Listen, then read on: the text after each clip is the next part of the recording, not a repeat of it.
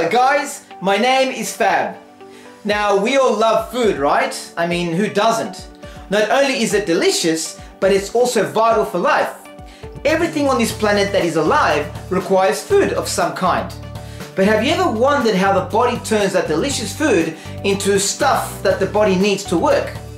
The system in our bodies that changes food into energy is called the digestive system. So let's have a closer look at that system. In this system, we have a set of organs, passageways and glands that work together to process complex food into the simple molecules your body needs. Let's go through each step of the digestive process one at a time. Now the first step in the process is the teeth and mouth. Now everybody knows how to eat, right? You put food in your mouth and the first thing that happens is that it gets chewed and broken down into smaller parts.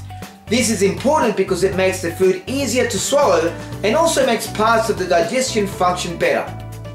Even a little simple thing like a grape. Have you ever tried swallowing a grape without chewing it?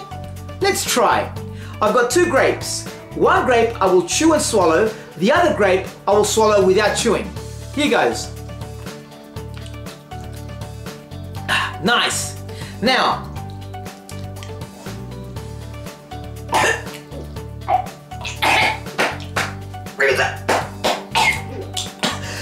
as you can see, I almost choked to death, and it's also a lot easier swallowing food after it's been chewed. Let's talk about saliva. Saliva contains enzymes which also help to break down the food. Once the food has been chewed and broken down with the help of saliva, it goes down a tube called the esophagus until it reaches the stomach. A muscle just outside the stomach forces it inside and will even work if you're upside down. Let's have a little demonstration. I'm going to eat a jam roll and we'll see if the food travels down my throat without too much difficulty, even though I'm upside down. Alright, there I go. Eating the jam roll. Tastes delicious. Give me a second. There, all done. The next part of the digestive system is the small intestine, which is a long thin tube that goes all around the lower part of your belly. This is where the food is mixed with bile and other enzymes, which is created by the liver and the pancreas to help break down the molecules of the food even further. Once the food has been turned into glucose, those molecules are absorbed by the wall of the small intestine and move into the blood, where they provide energy for the body. The small intestine also absorbs vitamins, minerals and amino acids. This is another slow, gradual process which takes 3 to 6 hours for the food to be digested before it exits the body. Let's have a little demonstration. I'm going to eat another jam roll and we'll see how long it takes for the food to exit the body. Here goes.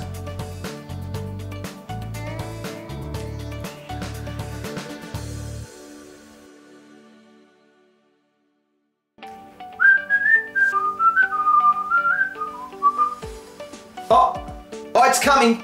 Oh, excuse me. Oh. Okay, alright, I'm back. And that's basically it. The long journey of every meal you take, through the mouth, down through the digestive system, and basically when you flush it down the toilet. Now it's not very exciting, but it's a very complex process that you literally cannot live without. Okay, so now that we've learned a little bit about the digestive system, I want you all to do something for me. Breathe in and breathe out. Come on, Mark, Dimmy, you guys didn't do it. I mean everybody. Come on, breathe in and breathe out. Great. What you've just done is you've operated your body's respiratory system, which is your body's mechanism for gas exchange. Now fortunately, you don't have to remember to breathe, your body does it automatically for you. And when we think about the respiratory system, we tend to think about the lungs expanding and relaxing with each breath that you take, right? Well, there's actually much more to the respiratory system than just the lungs, even though they play a huge part in breathing. All living things go through some form of gas exchange. For plants, this involves the intake of carbon dioxide and the release of oxygen. That's right, I think that everyone knows that plants and trees create oxygen. And I think everyone also knows that humans breathe oxygen and release carbon dioxide. So if it wasn't for plants and trees, then we wouldn't be able to survive. That's why we should all love our trees and plants. I love you. All living things on this planet undergo respiration of some type. But as for us, being multicellular animals, we require a more complex system of gas exchange. And that's exactly why we have entire organs dedicated to maximizing how much oxygen we can breathe in and how much carbon dioxide we can breathe out. The process of respiration begins through the nose and mouth, of course, where air enters the body and travels down the back of the throat and into the trachea, where it then splits into two tubes called the bronchi. This is a kind of fork in the road where air is directed into the right and left lungs. The lungs have smaller passages called bronchioles. This is where the first exchange of oxygen and carbon dioxide takes place. The heart plays an important part as well. It directs the oxygenated blood outward to the body through arteries. The blood leaves the arteries and enters many branching capillaries that fill just about every inside surface of your body. This is where the oxygen leaves the red blood cells and is delivered into the many tiny branching capillaries that fill just about every inside surface of your body. Pretty impressive, huh? The tissue cells use up the oxygen and release carbon dioxide as a waste product. And all this happens within just one breath. Now I think that's pretty fab-tastic if you ask me. Okay, so we've discussed the digestive system and the respiratory system. Let's have a bit of a chat now about physical activity, hey? Now we've all been told that leading an active life is good for us, but exercising doesn't just give us the benefit of losing a couple of kilos. If we participate in regular physical activities, we get to enjoy health and social benefits as well.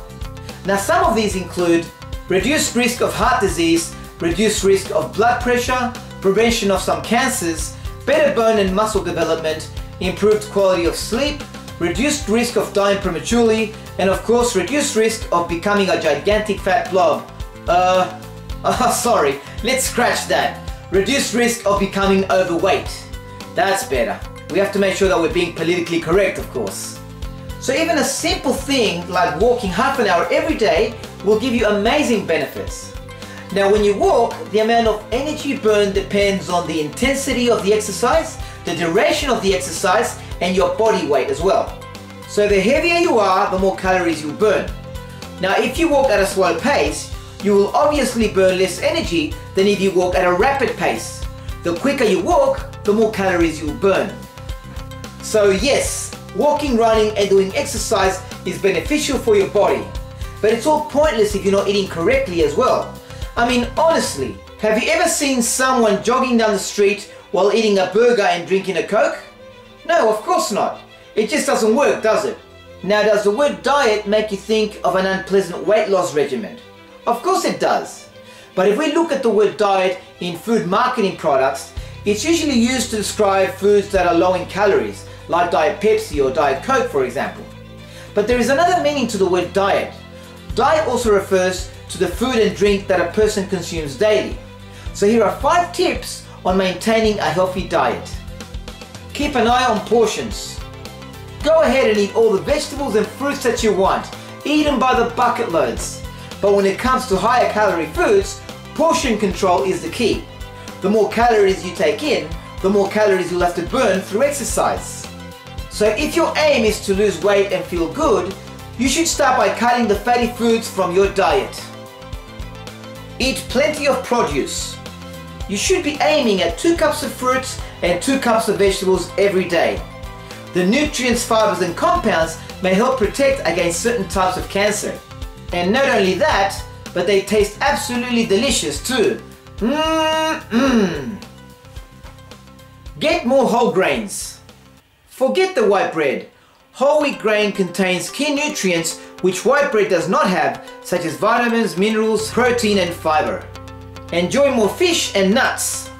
Fish and nuts provide healthy unsaturated fats, and even though they may be high in calories, they don't really promote weight gain because they are satisfying. So go nuts and eat nuts.